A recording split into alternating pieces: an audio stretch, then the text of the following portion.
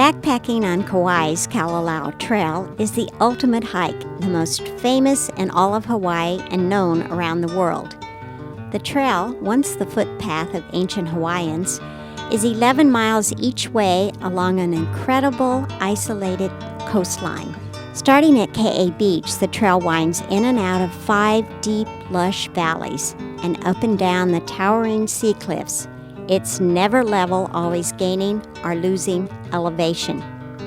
It cuts through streams rushing down sheer mountainsides and then ends at the glorious Kalalau Beach, complete with a waterfall. There are no roads to this remote beach, only the devilish hard 11-mile trail.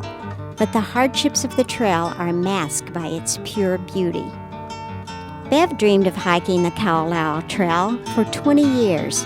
Terry shared her dream. Bill, my husband, the cautious one, had his concerns. But to me, the dream was a nightmare. I didn't know anything about the Kalalau Trail until I studied the guidebooks and read the trail descriptions and learned that it takes at least a year to get a hiking permit. However, our trip with Bev and Terry to Kauai was just a week away. I called the Division of State Parks to check on the permit availability. I spoke with Pearl. She was full of warnings. It takes at least 8 hours for the best of backpackers. You need to be in good shape, and you have to have a good sense of balance and no fear of heights. Be sure and wear good hiking boots for those dangerous washouts. Get an early start to avoid overexertion in the midday heat. Drink lots of water and bring a water purification system. Then Pearl said she just happened to have 4 remaining permits for the last Sunday night of our trip. It was our destiny. Bev, the experienced backpacking guru, was eager and confident, although she didn't have the time to train for this arduous adventure.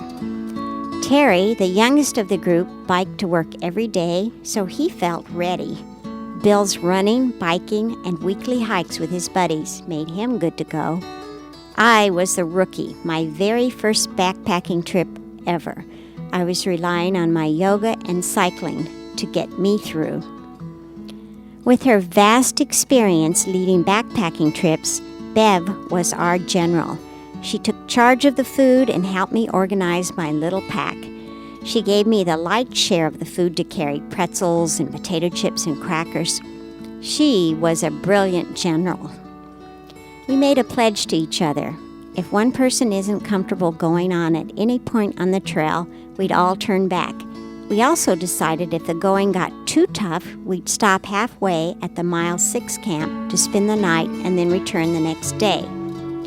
On the eve of the hike, we ate a hearty dinner, filled our backpacks to the brim and left them by the front door, and then we went to bed. Early Sunday morning, we wolfed down some cereal, grabbed our packs, and drove our rented Malibu Classic to Kauai Beach. At 6:30 in the morning, we were in the parking lot right next to the trailhead, ready to start our odyssey. 2 miles in at Hanakapiai Beach, we passed a slew of warning signs. We made our way down to the beach and ate our snacks, string cheese, crackers, peanut butter, pretzels, and a real apple that Bev brought along. A couple of orphan kitties begged for food. Only 9 miles to go. Then we had our first mishap. Terry stepped on what he thought was solid trail, but the footing gave way and he slid down the cliff about 15 feet. Luckily, he caught himself on a shrub. Bill helped pull him out with a hiking pole. Tough old Terry brushed himself off, took an Advil for his left knee, which was not quite right in the first place, and he was ready to go again. We all walked a little closer to the inside of the trail after that incident. At mile marker 5, we stopped for lunch. We gobbled down our leftover blue cheese stuffed hamburgers. Only 6 miles to go. We arrived at mile marker 6 about 1:30 in the afternoon. It was there at Hanakoa Camp that we agreed to stay if the trail was too rough for us. Without a word of discussion, we all continued on. Only 5 miles to go. The toughest and most beautiful stretch of the hike is the last. Lots of switchbacks with narrow or washed out paths. The trail hugs the cliffs with steep, severe drop-offs into the turquoise ocean below, but the views are stunning. Bill caught it on his video camera, stopping several times along the way to document the adventure. Little did he know that the Sony tape was defective and did not capture one step of the way. Damn that Sony. Bill's acrophobia was tensing him up. At times, the trail, etched in sheer cliffs, was only inches wide. One false step and you'd land in the seaweed several hundred feet below. I was exhilarated by the views and the death-defying crossings. We crossed a dozen or so swift-flowing streams.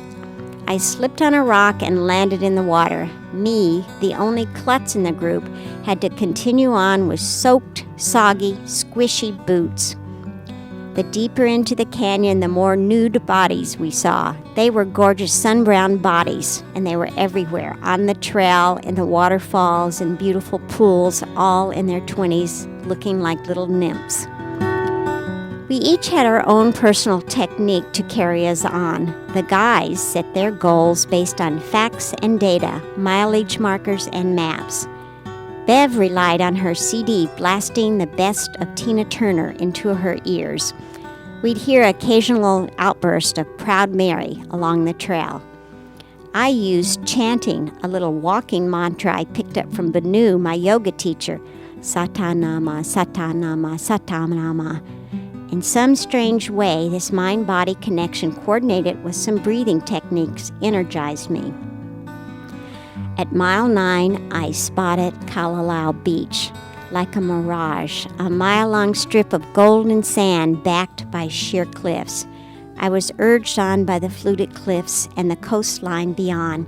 I escalated my chant and my pace. Only 2 miles to go. Unfortunately, Bill's acrophobia was taking its toll, draining precious energy each time he crossed a narrow, gravelly section of the trail, which was quite often. Terry was running out of gas in that hot midday sun.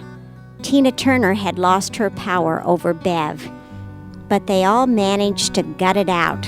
One tough gang who knows the definition of perseverance. I descended down the red hill and then waited for the rest of the group. I took lots of pictures and then laid on the red rock with the blue sky above and the turquoise sea below. I spotted the last trail marker to Kalalau Beach. Almost there, I was in heaven with all that beauty and peacefulness, except for the occasional helicopter noise from above carrying the upscale tourist.